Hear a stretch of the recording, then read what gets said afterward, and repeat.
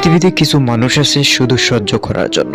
বরগুনার পাথরঘাটার সেই সহজ সরল ছেলেটি কি জানতেন ভাগ্যের নিষ্ঠুর পরিহাস তাকে দেশের সর্বোচ্চ বিদ্যাপীঠের বারান্দায় নিয়ে আসবে, বরং বাঁচতে নয়, শেষ নিঃশ্বাস ত্যাগ করতে। 2024 সালের 28 সেপ্টেম্বর ঢাকা বিশ্ববিদ্যালয়ে ফজলুল হক হলের সেই রাতটি ছিল সভ্যতার এক কলঙ্কিত অধ্যায়। তোফাজ্জল হোসেন, একটি নাম, একটা দীর্ঘশ্বাস। তোফাজ্জলের গল্পটি শুরু হয়েছিল অনেক আগে থেকেই। একে একে হারিয়েছিলেন বাবা, মা আর একমাত্র বড় ভাইকে। মাথা গুজারে ঠাইটুকু হারিয়ে মানসিকভাবে কিছুটা ভেঙে পড়েছিলেন তিনি। যার কেউ নেই, তার জন্য পৃথিবীটা বড়ই কঠিন। সেই নিঃসঙ্গ মানুষটি হয়তো একটু মমতা খুঁজতে এসেছিলেন প্রাণের এই ক্যাম্পাসে, কিন্তু তিনি জানতেন না এখানে মমতার বদলে অপেক্ষা করছে এক পৈশাচিক নিষ্ঠুরতা। সেই রাতের সবচেয়ে বিভীষিকাময় দৃশ্যটি ছিল মারধরের মাঝখানে তাকে ক্যান্টিনে বসিয়ে ভাত খাওয়ানো। ক্ষুধার্ত তোফাজ্জল হয়তো ভেবেছিলেন ওরা আমাকে খেতে দিয়েছে, ওরা হয়তো আমাকে মারবে না। এই পরমে তৃপ্তিতে খাওয়া ভাতগুলোই ছিল তার জীবনের শেষ আহার।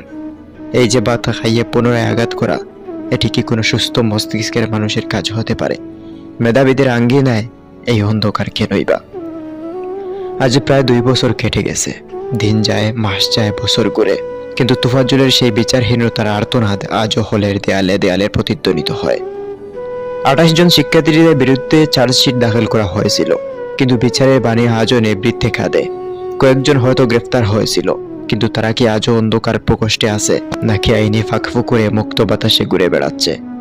বাংলাদেশের বিচারহীনতার এই সংস্কৃতি কি কখনো শেষ হবে না?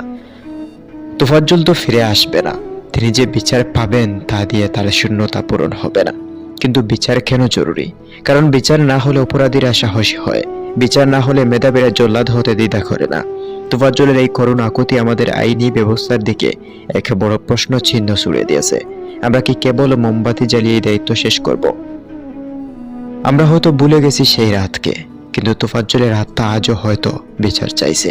তার সেই শূন্য চোখের দৃষ্টি যেন আমাদের বারবার মনে করিয়ে দেয় আইন নিজের হাতে তুলে নেওয়া কোনো সমাধান নয়, বরং এটি একটা জাতির পচনের লক্ষণ। তোফাজ্জলের রক্ত যেন বৃথা না যায়, আমরা যেন অন্তত বলতে পারি এই দেশে অপরাধীর সাজা হয়।